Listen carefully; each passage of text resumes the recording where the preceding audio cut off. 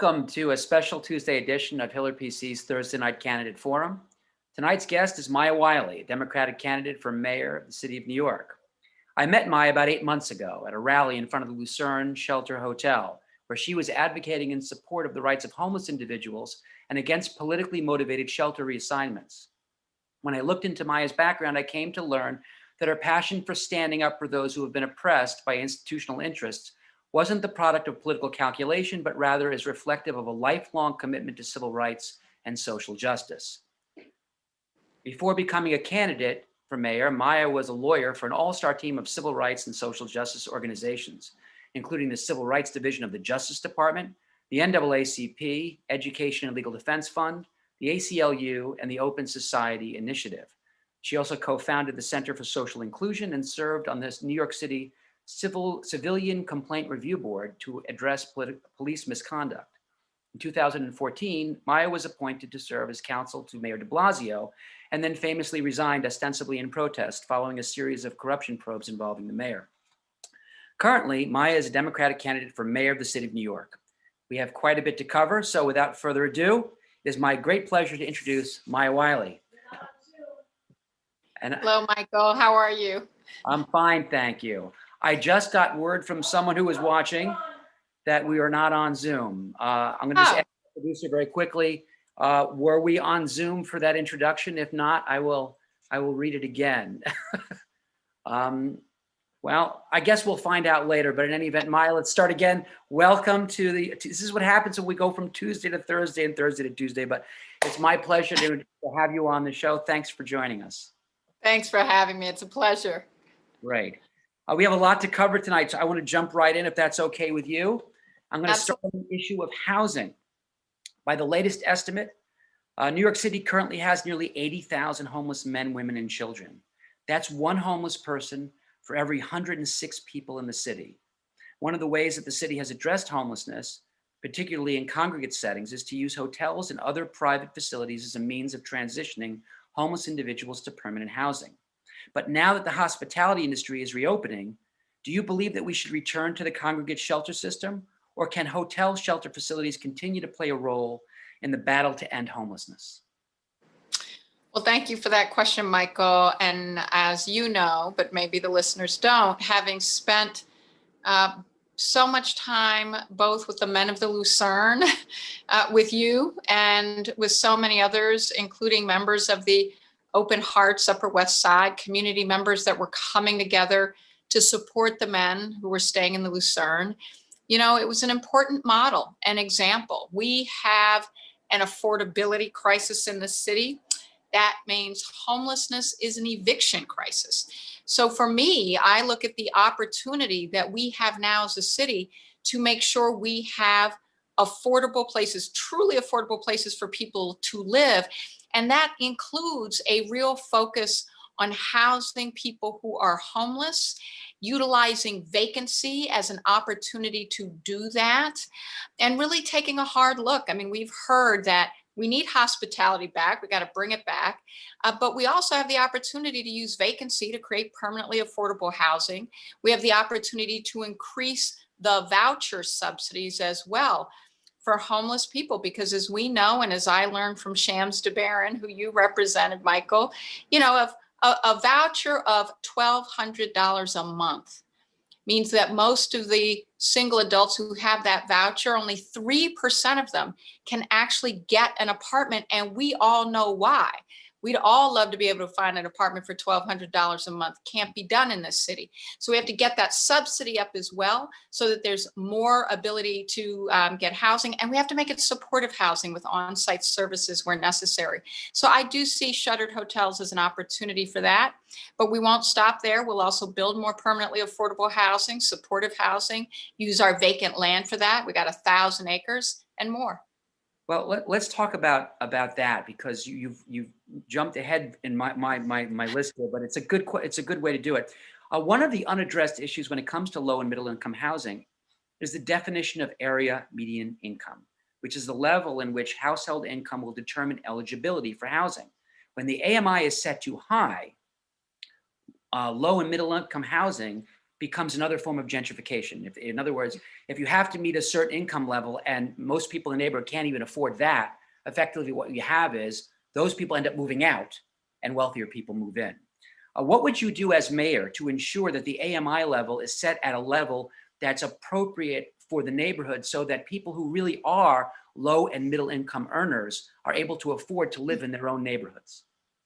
Well, as you know, Michael, AMI is a function of the federal government, and we have to have a conversation with the federal government about federal policy so that the federal government will be a partner in ensuring that we all have affordable, truly affordable housing.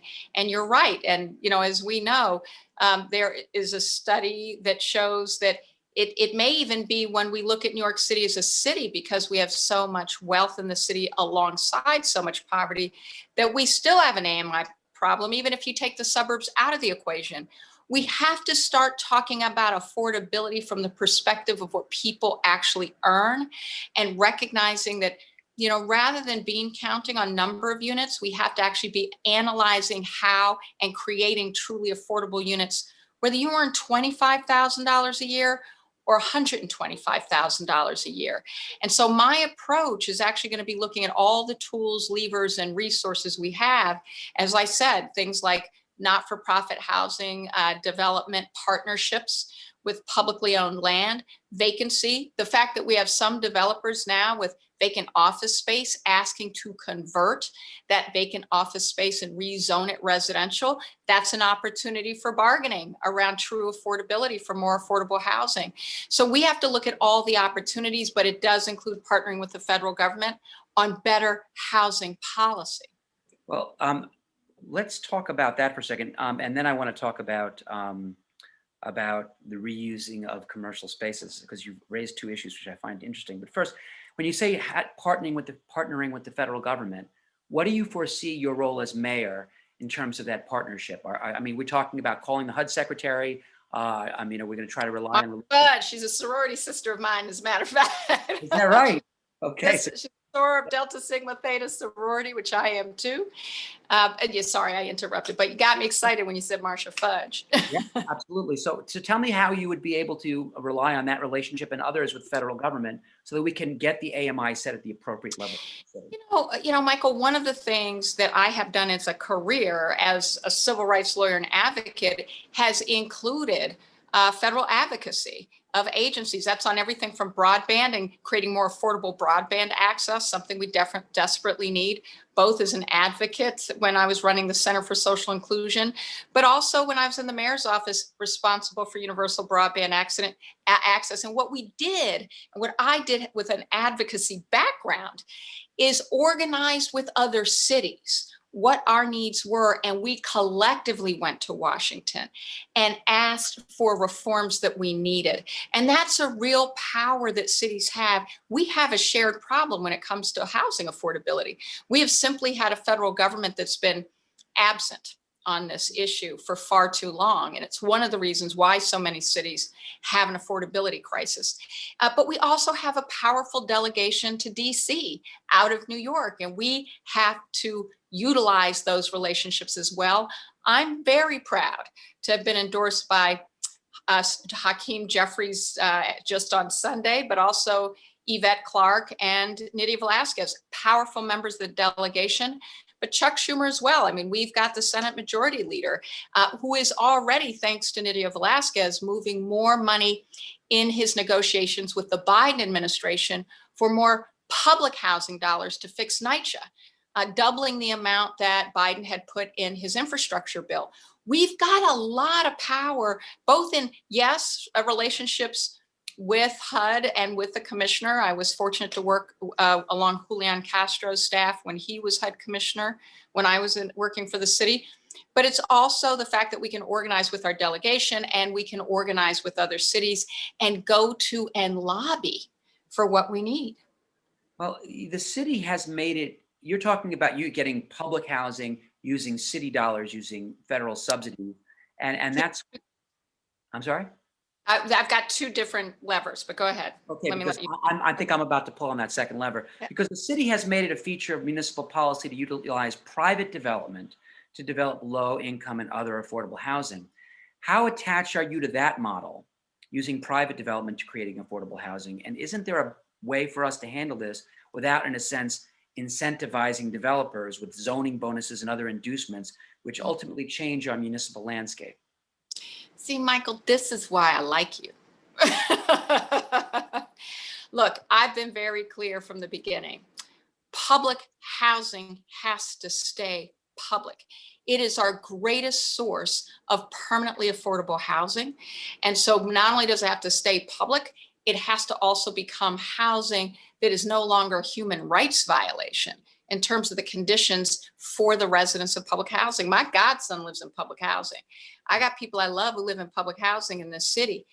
This is not something that will stand, but I've already done two things. One is I have in my New Deal New York plan, this is my plan to create 100,000 new jobs, but do it with our capital construction budget, just like in the New Deal coming out of the Great Depression, to build things we need built and fix things we need fixed. So that money is part of our affordable housing stock, creating more, but it's also, I've got $2 billion of that, 10 billion for renovating and rehabilitating NYCHA, but also working collectively with our delegation, because Nydia Velasquez has already had a bill with several senators who had co-sponsored it in the Senate to get $32 billion from the federal government just for NYCHA. Her bill is national, but the New York portion would be 32 billion. Then Biden comes out with his infrastructure bill and says, I'm going to put 40 billion in my infrastructure bill for affordable housing, for fixing public housing across the country. We are more than half of the public housing stock of this country. So that would mean we'd only get about 20 billion. So what Chuck Schumer went and did, rightly so, is said, you need to double it so that the city gets 40 billion. That is a real, so the city puts skin in the game, real skin in the game, so we can start on day one, not wait for the federal government, while at the same time continuing to get the federal government to do what it always should have, which is meet its obligations to this federally created, federal funded housing stock to keep it in good repair. So that's what we'll do, and that's what I'll do as mayor. Okay. You mentioned earlier about commercial landlords using vacant space and rezoning areas so that they can sort of repopulate some residential housing. It brings to mind, as you mentioned, that the loft buildings that came into being in the 1960s and 70s, as manufacturing started to leave the city, we started to have illegal loft conversions. And eventually we institutionalized those by means of the loft law. Yeah. Are you thinking of maybe doing something like that, maybe preemptively before people start to do things illegally, to maybe give those landlords the opportunity to maximize the utility of their spaces by providing affordable housing to people through the use of commercial landlords? Exactly. So yeah, short answer is that's exactly how I'm looking at this, right? Because we do have a crisis in the city. The crisis includes a vacancy crisis. By the way, the vacancy rates were very high, as we know, before COVID, in part because we're building a lot of luxury housing, in part because 30% of that housing were foreign nationals who weren't here 10 months of the year. And they were largely sitting vacant, but we also had buildings from, Greenpoint, Long Island City, luxury housing that was standing 50, 60, 40 to 50% vacant because of the cost. And here's the thing. Affordability is a growth strategy. And at a time when real estate developers are reeling, this is the opportunity to actually have that negotiation, which says, you got a problem, city's got a problem, which means we all have a problem, which is people should not be homeless. People should not be. We have 400,000 people facing eviction in the city because of COVID, in addition to the 200,000 who were facing eviction before COVID. Rather than letting our homeless population grow, rather than solving homelessness, got to keep people in their homes. I do have an eviction moratorium plan that both helps people stay in their homes, but also creates a subsidy structure for our homeowners, because a lot of low-income people are homeowners and can't afford to pay their mortgages if they don't get help. We don't want to put them out of a home any more than we want to put their renters out of a home. So we'll also help, and with small landlords. With large landlords, this is an opportunity to negotiate how it helps them come back, and use it as the opportunity to have that negotiation, to think about everything from our ability to offer incentives around tax abatements in exchange for permanent and at low and affordable housing. So we're not just in this glut of market rate housing that we'd have a problem renting anyway. and the economy will do better.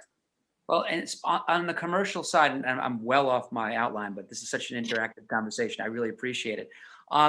We do need to have our commercial landlords in business, right? Because after all, commercial landlords provide for a commercial tax base, which in a sense makes sure that our real estate taxes stay low. Otherwise, we could end up like Pelham or other parts of Westchester, where having a quarter-acre lot ends up with a $45,000 annual real estate tax bill. So you would agree that we do need a commercial tax base in the city, while at the same time trying to maximize our residential use in the city as well. Absolutely. One of the opportunities here is that some in the commercial sector, real estate sector, are actually raising this themselves as an opportunity. And so that's also a good opportunity for our coffers as well as for our people. But yes, part of why I'm looking at how the city spends and also what the partnerships are, so that we are thinking about how we continue to grow as a city, but we have to grow without, we have to, what I call, develop without displacement, right? We do have to grow and develop. We do need a vibrant commercial sector. In fact, our small businesses rely on it, right? Small businesses are 50% of our jobs in the city. They're also vibrant parts of our communities.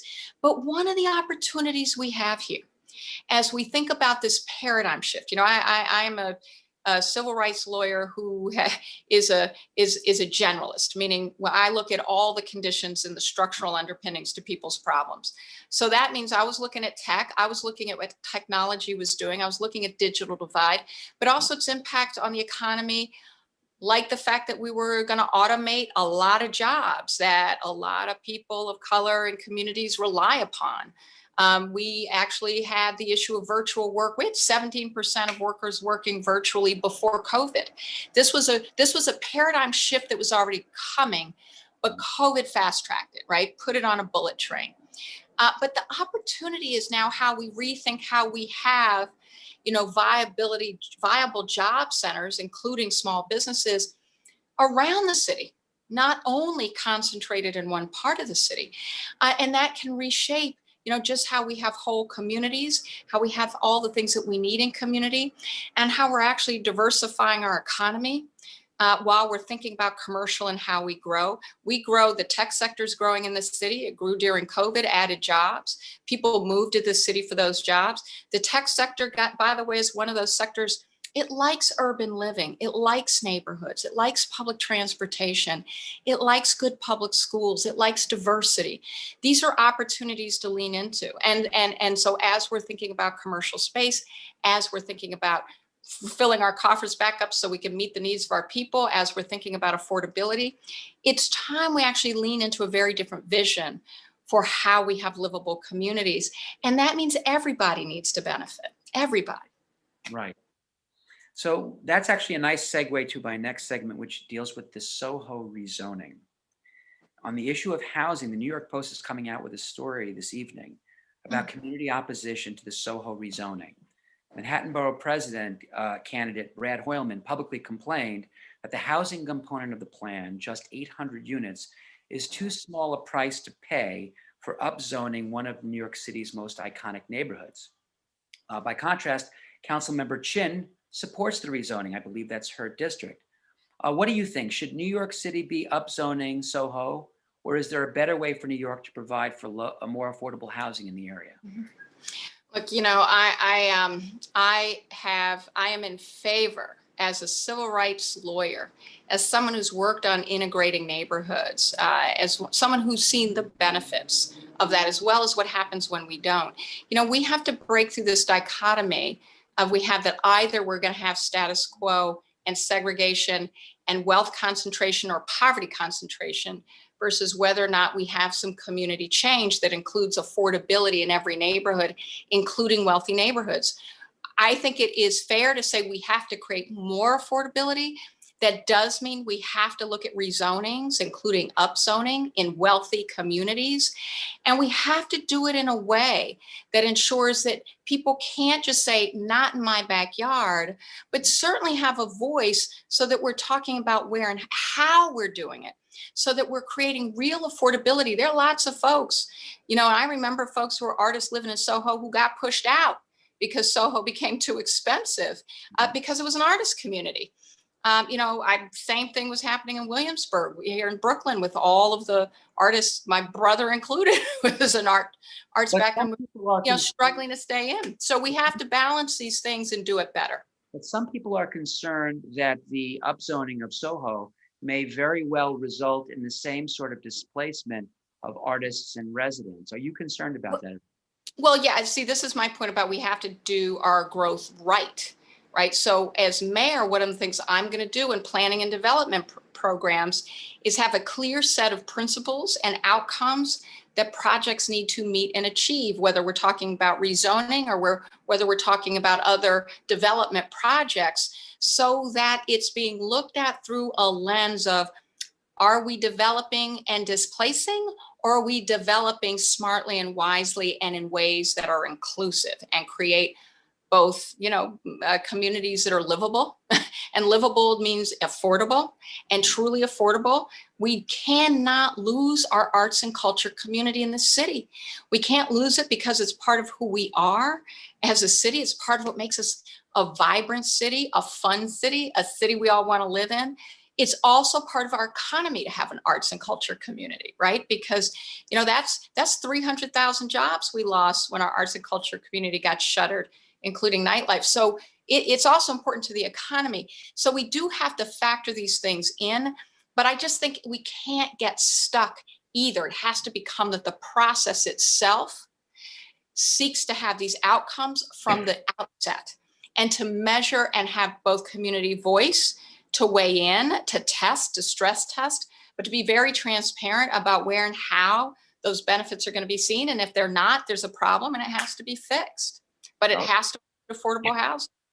And one last question on this point. Right now we're going through the ULURP process, which for those people who are watching, ULURP stands for the Uniform Land Use Review Procedure, which is supposed to be a public process that's designed to invite members of the public to weigh in. If you ultimately learn that the community is obviously it won't be 100%, nothing's 100%. But not in New York. not anywhere. Anywhere. But let's say the overwhelming majority of those who live in Soho and the surrounding areas come to you as mayor and say, you know what, we're right at the end of the ULURP process and we just think it's awful. My instinct is, by the way, from a timing perspective, assuming the lawsuit is not successful, that the mayor will be taking office right around the time city council is voting on whether or not to approve the rezoning. And the mayor, as you know, through the ULURP process, has the opportunity to weigh in and veto. So if you find that the neighborhood is as close to uniformly against it as could possibly be, over 90%, let's say, and one person after another marches into the city council hearing and says, I oppose this, would you ask either the CPC or some other, or the city council to revise or to tweak the zoning so that you can ensure that we're getting that affordable housing, which, as you point out, is critical, while at the same time making sure that we don't lose the aspects of the neighborhood that make it so special for New York? Yeah, look, I think we always have to balance these things, and if you have, the question is why you have 90% of the community coming to you and what they're pointing you to, right? Because I'm going to be really honest, because I don't know how else to be. If I had 90% of people come to me because they didn't want, I'm not saying this is true of Soho, by the way, this is a complete hypothetical. I'm just using it to make a point. Sure. But say we had a whole bunch of people who just didn't want those people moving. that's the kind of thing we can't let stand, even if it's a majority of people who Right. want to remain exclusive, right? That can't stand. It's about the principles. It's about measuring the principles, and the principles have to include that it's a whole, healthy, livable community that's creating more opportunities for livability, that's affordability, and that's the kind of thing that I'm going to be looking at. So it's always going to be explicit about the principles, tested against it. And if 90% are coming saying, we've got the proof and evidence for you that it's not going to meet the goals, that's the way I'm going to make the decision. I think that's a fair point, because if you remember, like, for example, in Lucerne, the pushback from some elements of the community was those people in our community argument, which I think you and I would both agree, I think most New Yorkers would agree, is not a basis upon which to oppose any kind of land use change, whether it's rezoning or anything. So I completely agree with you. Well, hopefully the Euler process will ferret that aspect of it out. And I'm going to turn to the next issue, which is the New York Public Library. Representatives of a number of organizations that support and maintain the public nature of our libraries, as always, are well represented among those who are watching today's broadcast. About 7 years ago, then public advocate Bill de Blasio urged New Yorkers to support him because he claimed that he was going to prevent the privatization of public assets, which had become a central feature of the Bloomberg administration. A prime example of that was the number of hours per week the public library is open. Even before COVID, under the de Blasio administration, the number of hours per week the library is open went from 80 to 56. Critics contend that this reduction in hours is to allow the New York Public Library to be used for private events, such as wedding and corporate parties for the wealthy. To that end, the New York Public Library, with the support of the de Blasio administration, supported a now granted application before the Landmarks Preservation Commission to change the configuration of the interior to allow for catering elevators and loading bays to allow for greater efficiencies in food service, without regard to the public nature of the institution. This is a long question, but some have pointed to the increased costs associated with maintaining libraries. But one group just today pointed out that the New York Public Library's endowment just reached a record of $37 billion. So the argument the library doesn't have enough money and has to go to these private events may not make sense. So I guess I should break this up into several questions. First, do you support the reduction of hours from 80 to 56, or would you call upon the public library as ex officio of the board, which is what you'd be as the mayor, to restore the library hours back to 80 a week, open 7 days a week, as opposed to the way it is now? Look, I care deeply about the public libraries, particularly the branch libraries, in low-income communities. I care about them everywhere, but I'm pointing this out because what we have to recognize about what our branch libraries represent. First of all, community-based institutions. They're places, we have so many people in the city who don't have broadband access at home. It's the place the kids go to do their homework after school. My own public elementary school in my neighborhood, where my kids went, has the public library branch attached to it, literally like on the same corner. And the kids just come out of the building at the end of the day. A lot of them are latchkey kids, would go home to an empty apartment with, a working parent or parents, and no ability to get online. And they're going to that library to get online and do their homework. It's also a safe place for them to be and to sit and to wait till time they can go home. But it's also a place that has programming, computer training classes, English as a second language classes, all kinds of important things that our communities need. So absolutely, I'm a huge proponent both of branch libraries, and of them being open and available. We know that there are people who sit outside of the libraries after it closes trying to get the bleed from the broadband signal. They should be able to go in. So I absolutely am there. I mean, I don't pretend to be an expert on all of the budgeting questions that are being raised that's embedded in your question. So that one I would say, I'll look forward to learning more and looking at that. But there's no question that we need our libraries. We need them open. We need folks to have access to the services and programs that exist within it, including what it circulates. Well, that's great. And the next question I would ask is, you've indicated that you'll look into the budgeting issues, but you would agree in the same way, I guess in the same vein as you mentioned about public housing, that the city and public dollars should be taking the lead in terms of providing funding rather than outsourcing it to private groups. Would you agree with that? Yes. Right. Let's talk about landmark preservation. Also another subject that is well represented among the groups who are watching today. Right now, if work is proposed for a property that's directly adjacent to a designated landmark, the commission has taken the position that it lacks jurisdiction to modify building permits.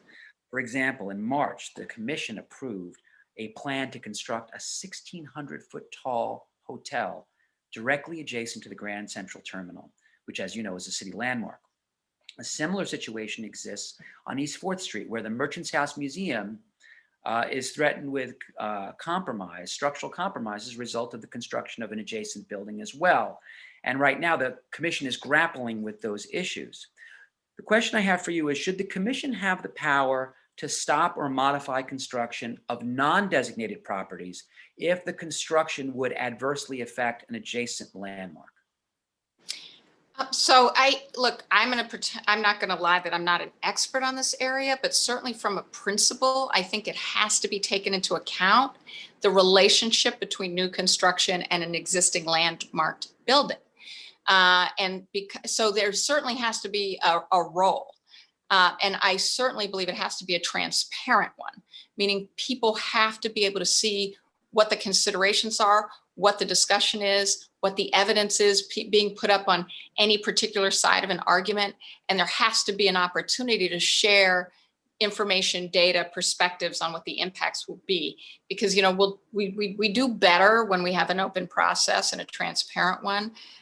So I would be very concerned also about it being a transparent one, but obviously there should be a relationship there in decision making. And you would agree that the preservation of properties in historic districts in New York isn't only an issue about property, it's also an issue about education, public enrichment, and issues that really inform us as a society, right? I mean, that's one of the principal goals of the landmarks law, right? Yeah. Look, I mean, we've lost so much in the city already. I have been in communities that have pointed out landmarks they don't want to lose. One up in Harlem, connected to Harlem Hospital, for example, which was one of the Black maternity facilities historically for the hospital. It's a beautiful old building, has a cupola, on top. Real questions about what's going to happen with that there. So it's like all these things. What we really have to do is make sure we're meeting all the needs of our people. As I said, we do have to grow, and we have to grow more affordably, and we have to have more and grow more affordable housing that's truly affordable. There are always going to be times when we're going to have to make some choices, but they have to be choices that are principled, and we're making the right ones. They're transparent, and folks are able to engage in the conversation about it, and know that there's going to be clarity about the principles, how it's being followed, and it does include preserving some of what is so valuable in our history of this city. It is an incredible treasure. So many of the things in the landmarks we have in this city. I would say that one of the most amazing things about the city of New York is that we are not homogeneous in any aspect, Right. Not culturally, not ethnically, not architecturally. Yep. We are a real mosaic of different communities, different design, and I know that, at least from a personal perspective, the thought of losing that really would essentially cause us to lose our identity as a city. And so I'm glad to hear that you have a commitment to landmark preservation, because that's such an important part of who we are. Let's turn to the Board of Standards and Appeals. I know the Board of Standards and Appeals is just it's such a hot button issue to so many people, and it really has become a focal point during the mayoral administration of de Blasio, because before Mayor de Blasio became mayor, BSA work represented about 10% of my practice. At one point, it became 70% of my practice. I had double the size of my firm just to keep up with him. But let's get right down to the nuts and bolts of it. The BSA currently grants over 95% of applications for zoning variances by real estate developers, meaning that those who appear and ask for an exception to zoning are almost assured of getting the exception, which essentially means that the exception has become the rule for people who have influence. Critics of the BSA contend that this approval rate is reflective of institutional bias in favor of the developers. Others argue the BSA is actually even-handed, and that the approval rate is the product of BSA staff weeding out meritless applications. Who do you think's right? I don't know because I have never sat over those cases to have a good sense of what's going on there. Certainly when you see those numbers, it's a legitimate question. When you see such a high percentage of approvals, then you have to do a good hard look, right? And audit and get a sense of what's actually happening. I know that City Council passed a law, I think in 2017, to require more transparency, which I think was an important step. My hope is that that will help sort out, but there should be a full scale audit to examine what's happening there. Because whatever's that, if that's true, if it's true that it's just, this is meritorious and it's just that this is what's happening, then that should be provable. Well, right? There should be ability to then look at the decision making and see that that's true. But certainly it merits an examination.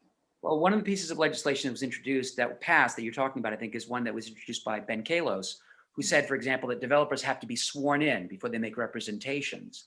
But one of the things I've spoken about with Ben is that if a misrepresentation is made by a developer, there's a fine, I think, of like $25,000, which in the context of a $40 or $50 million construction project is like a parking ticket outside the building for them. One piece of legislation that's been raised by opposition, people who are in opposition to development, has been that if a real estate developer makes a material misrepresentation to the Board of Standards and Appeals, that the application should be deemed denied, because that would be a real consequence to defrauding a city agency.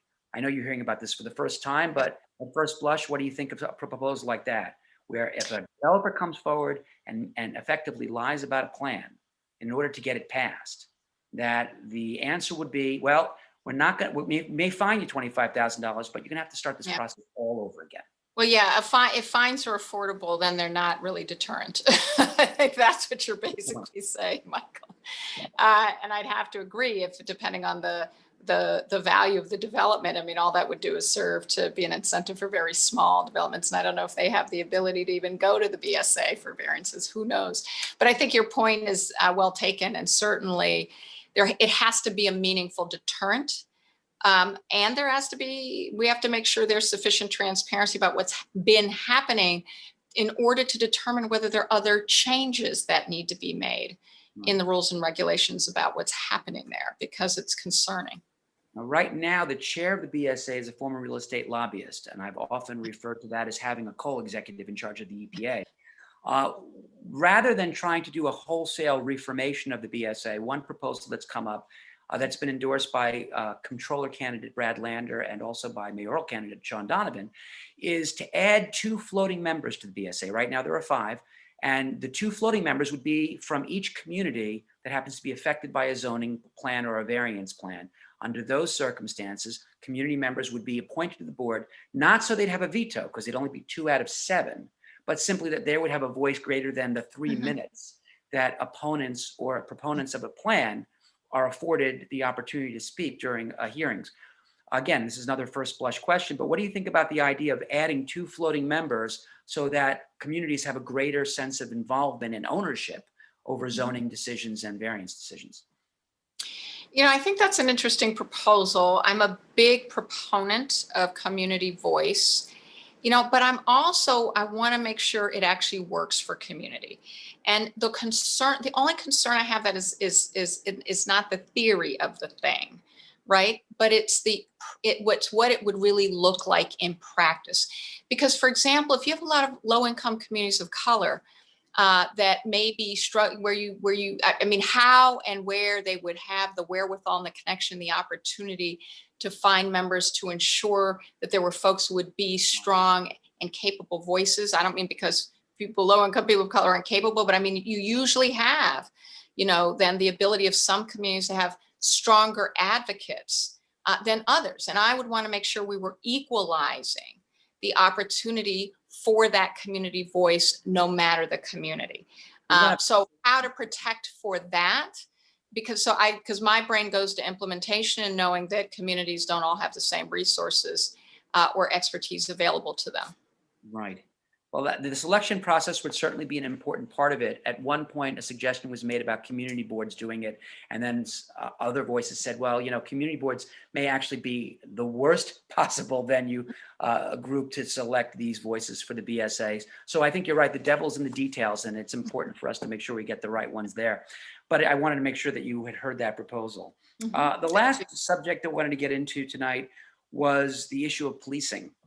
It's not really, the community groups aren't represented on that issue as much as some of the others, but it became an issue at the debate. And I must say, I was captivated by the back and forth that went on between you and Eric Adams.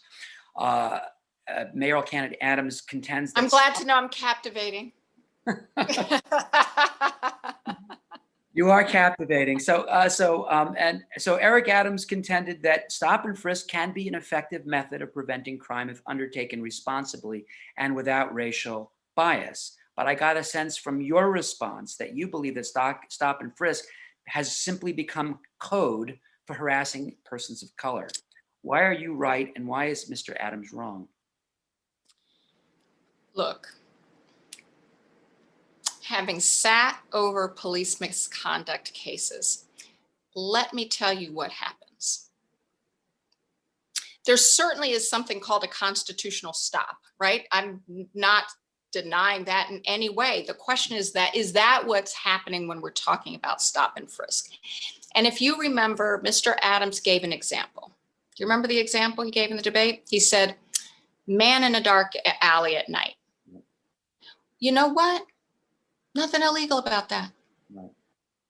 A homeless person who may find a safe spot in an alley to sleep. Now, obviously, we got to work on making sure that person has affordable housing. Right. But now, constitutionally, when that police officer, does the police officer have the ability to say, sir, what are you doing here? Yes. But there is no constitutional power or support to do anything if the person in the alley says, screw you, I don't have to talk to you, leave me alone. Right. How many of anybody listening to this conversation thinks that's how it goes down? Right. Because your constitutional right in that very example is to say, bye-bye, I'm not talking to you. I don't have to give you my name. I don't have to tell you who I am. I don't have to tell you why I'm here, because that police officer has no cause to suspect a crime happened, is in progress, or anybody's safe. There's just simply no, this happens all the time though. And this becomes, I don't like the way you look. I don't like where you are right now. Based on how you look, I'm going to stop you. And so many times I had a case that I sat on. These, I call them kids because I'm 57 and I'm a mother, and they were 20, 21-year-olds, had jobs, East New York, Friday night after work, hanging out at the corner store, had some drinks at the corner store, started walking away. The police officers decided to follow them. Now, mind you, there is no crime that's happened there. They didn't say there was a crime in progress. They didn't say there was a call in and they matched the description, none of that. And in the case, one of the kids spat on the ground. How many of us have seen people do this in New York, right? At least once, yes. Well, guess what? It's a health code violation. So that becomes a pretext for the stop.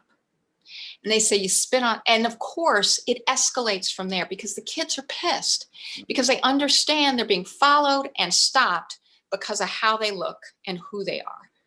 And what happens there is it escalates, kids get arrested. And because the police officer can say, violation, he spat in the street, we could not substantiate that case. Right. So this is the problem. We have to change how police, not because we don't want police catching criminals. We do, but stop being lazy. Do it smartly, do it effectively, do it the way it should be. It should be the old-fashioned way, which is to go find evidence. I would also say, what you were talking about constitutionally, having been a professor of constitutional law myself, I know you're talking about Terry stops, and Terry stops are in fact are legal, constitutional, and the courts have passed over that, and not just during the conservative era, but even during the earlier eras where the court was more balanced. But what strikes me as different that Mr. Adams hasn't addressed, and if he comes on this show, I'd love to talk to him about it, is Terry stops are designed to be particularized responses to articulable basis to suspect something imminent and criminal, as opposed to effectively creating a policy of stopping people and using color and way people look as a pretext to stop people. That Correct. to me is a big distinction. And I guess my question for you is, as mayor, you, I presume, would say it will not be policy to stop people in the street because of what they look like or how they are behaving, unless they're engaging in something that leads the police officer, based on proper training, to say, I think something criminal is about to happen, and I can point to it. That's exactly right. And I didn't want to go through the legalese of it for the audience, but that's why I gave examples. But this is exactly the problem. A Terry stop isn't, I don't like the way you look. That's not what a Terry stop is. Right. But that is what the practice was. It's I can prevent crime by stopping people. I just don't like the way they look. And that becomes Black and Latino. Right. It just becomes unfair and unjust policing. That's why we see kids who are white, much higher rates of carrying drugs, much lower rates of arrest. And that's why. It's not because they're not carrying the drugs. It's because police officers aren't saying, but I'm like, they look fine. Right. So this is why out of 685,000 stops in 2011 at the height of stop and frisk, 88% of people stopped were innocent. And experts said in the court case on stop and frisk, that little percentage of folks who actually I think it was less than 2% was found even having a weapon, said you would get that number by chance. Right. By chance, because that's all stop and frisk was. It was just by chance, which means the vast majority of people are simply harassed, humiliated, traumatized, and treated as subhuman based on the color of their skin. Well, I hope that Mr. Adams comes on the show, because I'd love to talk to him about this as well. We've run a little bit over our regular time, but I think that's a function of the back and forth. I really appreciate this. Let's get into the speed round. It's a little bit more fun. And then we have a bunch of questions. Okay. Are you ready for the speed round? Ready. Okay, here we go. And some people say these are the toughest questions I ask. Knicks or Nets? Knicks. Okay. I'm right there with you. I'm from Brooklyn, and yet I'm still, I can't. Well, it's a long time New Yorker. There you go. Okay, if there were one person whose leadership style you'd like to adopt as your own, whose would it be? Oh, that's a hard question because there are a lot. But I will say a big icon of mine is Shirley Chisholm, who, and one reason is because she was a generous leader, and her entire career, even when she was an educator, because remember, she was a teacher. I actually have someone on my staff, Shirley Chisholm kept, and this was a Korean woman. Her Korean mother was an immigrant, took her under her wing, helped her get a job from early childhood into the school system. She moved up the system, but Shirley Chisholm stayed a mentor and stayed in touch and kept her on her career way the entire time she was alive. Wow. That's an incredible leader. That's a great story. Are you a dog person, a cat person, or are you just not into pets? I love dogs, but I'm a cat person because I don't have time to walk the dog. So, to be really honest, it's not that I don't love them. Until last week, we had 3 cats. We just had to put one to sleep because she had cancer. We still have 2 cats. And we have the only vegetarian lizard known to humankind that I'm aware of, because my daughter figured out how to pull one over me when she wanted a reptile. And I said, you're not bringing anything in my house that I have to feed another living creature to. And I said, but if you can find the lizard that's a vegetarian, you can have it. And she found the one lizard. Wow. Put her on your staff. That's pretty impressive. She's pretty impressive. Saturday Night Live, still funny, or is it time for a change? You know, I grew up with Saturday Night Live, so I'm never going to be able to part with it. And there's some things that are still really funny, and there are a lot of things that aren't. Let's be honest. But Okay. I can't give it up. A very honest answer. Do you play a musical instrument, and if so, what is it? I do not think the world should thank me. I love the piano though, and I really always wanted to learn the piano. And before I got very busy as an adult, I decided to try to start learning, and a neighbor was teaching me, but it's just too hard with my time, unfortunately. Who's your favorite superhero? Ooh, that's a hard question, but I'm going to say Captain America because he's endorsed me in this campaign. I got Evans, y'all, so it's Captain America all the way. Mac, PC, or something else? PC.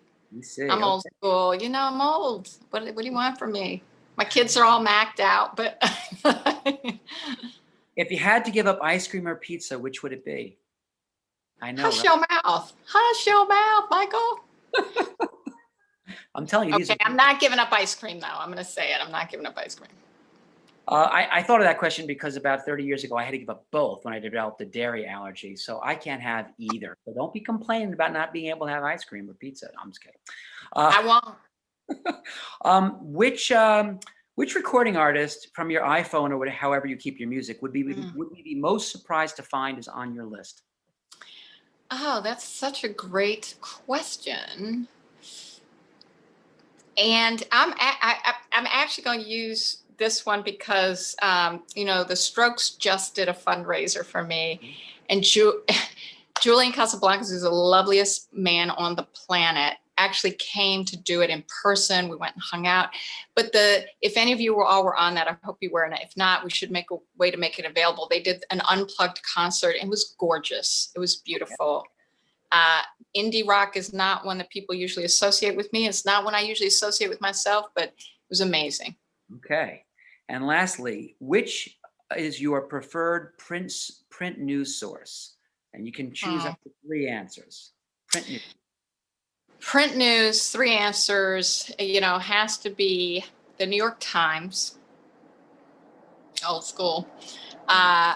Actually, you know, love the New Yorker, love it still, been reading it for years. Right. And, you know, it's impossible not to read Essence.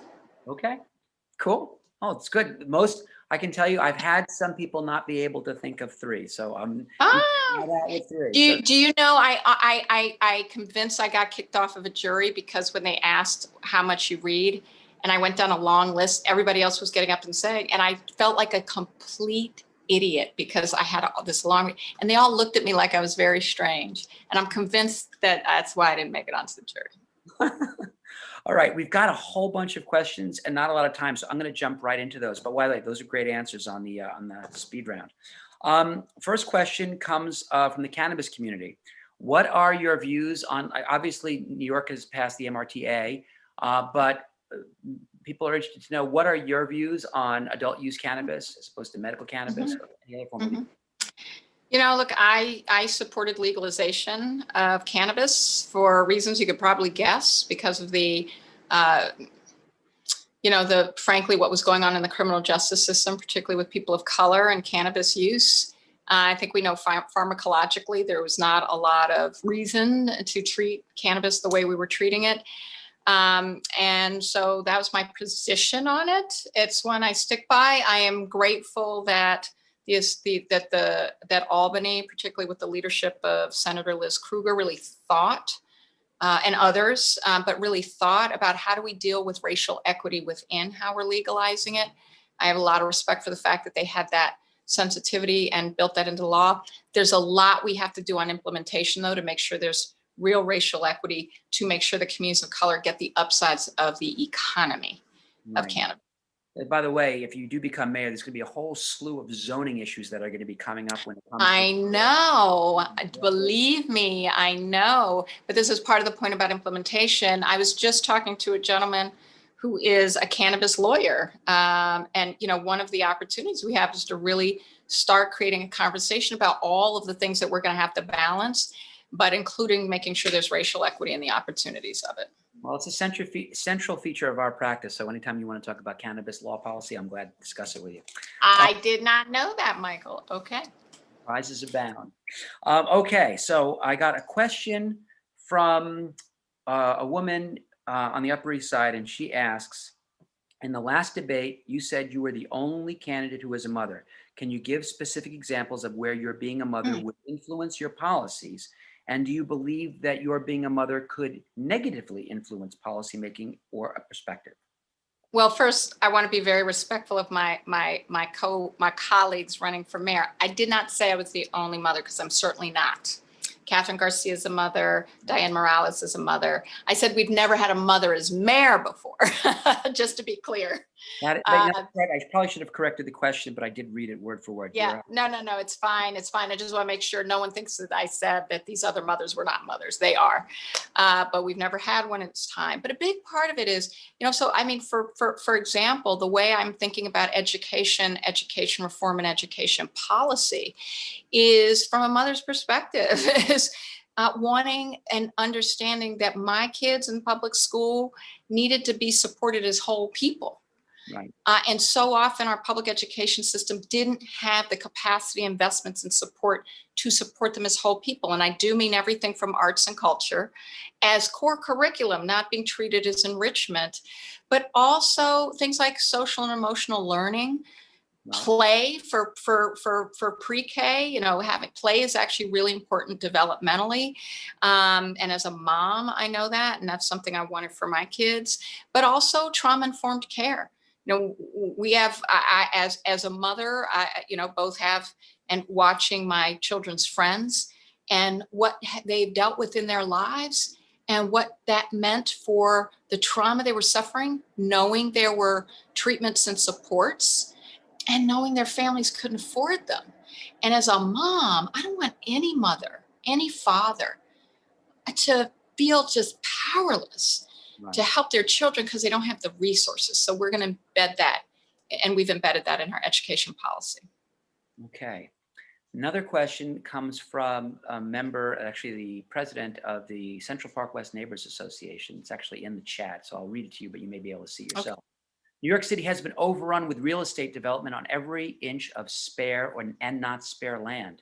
And despite the frequent use of the term, which arouses much sympathy, affordable housing, almost none of it is built. Instead, tall towers increasingly threatening our zoning laws regulating contextual neighborhoods. Almost all of that building is for foreign investment and multimillionaires. And you touched on this before.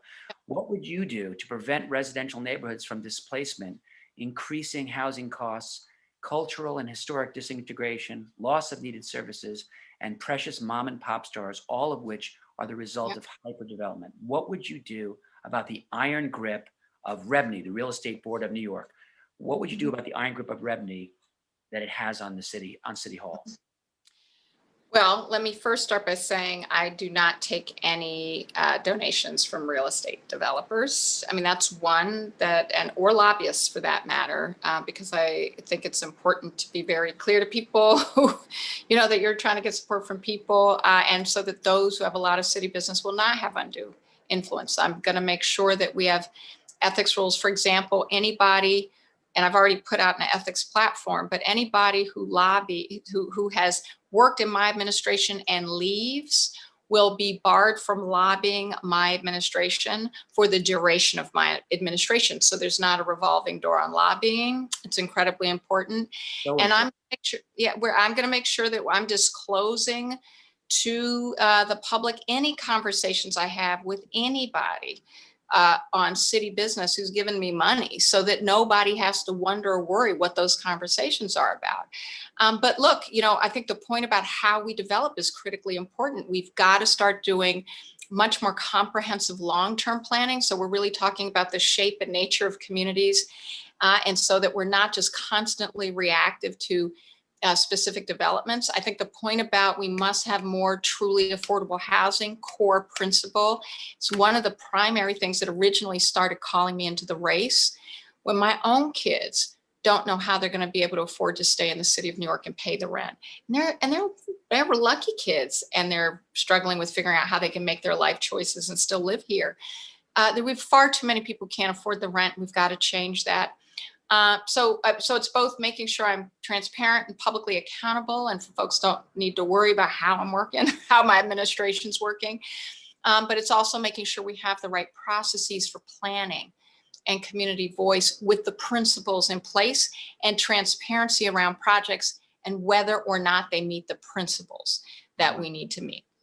Listen, that's great. There are a whole bunch of other questions, but we're really out of time. And I know that you have a schedule as well, and I don't want to go over.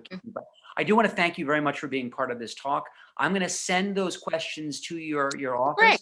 so that you have the opportunity to respond to them, because I think people who wanted to chime in, they should be able to get to you, and you should have the opportunity to respond. So yeah, absolutely. That is a commitment we usually make on these things when we run out of time. So please do, and we will respond. Just make sure we know who to respond to, whether that's you or people who've been identified. We will respond. Wonderful. Again, thank you so much for being on. Thank you for being so comprehensive in your answers. And to everyone watching, thank you for joining us. We will be on Thursday evening with Diane Morales, who is running for mayor against Maya Wiley. And we'll hear what she has to say about all these issues. I'm sure she's going to dish a lot of dirt on you, Maya. I'm just kidding. She's going to be great towards you. Again, thanks so much. And I look forward to seeing you out there in the campaign. See you, everybody.